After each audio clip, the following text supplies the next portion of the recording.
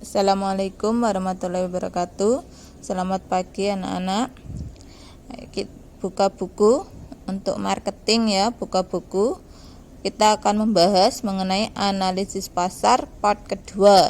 Dalam part kedua ini kita akan membahas mengenai analisis pasar dan ruang lingkup pemasaran. Analisis pasar. Mengenai pasar kita sudah bahas kemarin, yaitu pasar adalah tempat bertemunya antara penjual dan pembeli. Sedangkan analisis adalah suatu kegiatan untuk mencermati dan mengamati secara terperinci suatu objek. Jadi, analisis pasar adalah suatu informasi mengenai analisis yang dilakukan untuk mempelajari berbagai masalah pasar.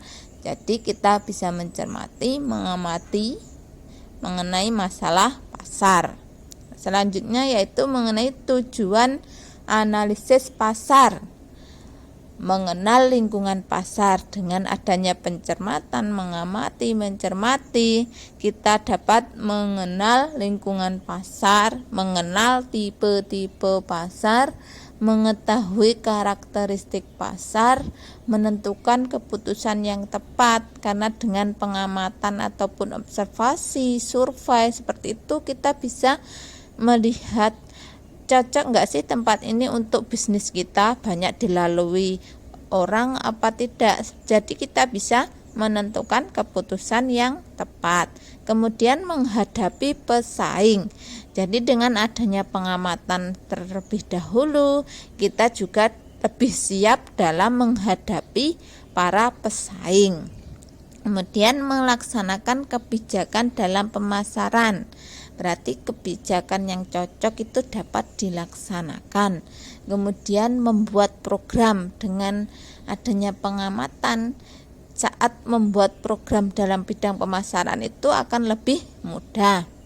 Kemudian tujuan selanjutnya yaitu mengenal ciri-ciri pasar. Selanjutnya yang akan kita bahas mengenai ruang lingkup pemasaran. Pertama, pengertian pemasaran. Pemasaran adalah kegiatan yang dilakukan oleh perusahaan untuk mempromosikan suatu produk atau jasa yang dimiliki. Jadi mempromosikan, pemasaran itu mempromosikan. Nah, selanjutnya dari ruang lingkup pemasaran ada manajemen pemasaran.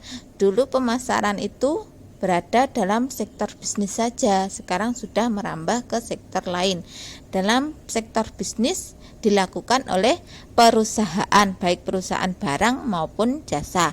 Kemudian sektor nirlaba. Nirlaba ini adalah organisasi yang tidak mementingkan keuntungan tapi lebih ke tujuan sosial seperti perguruan tinggi. Nah, sekarang itu kan pemasaran sudah merambah ke sektor nirlaba seperti perguruan tinggi dan juga rumah sakit. Kemudian ada sektor global.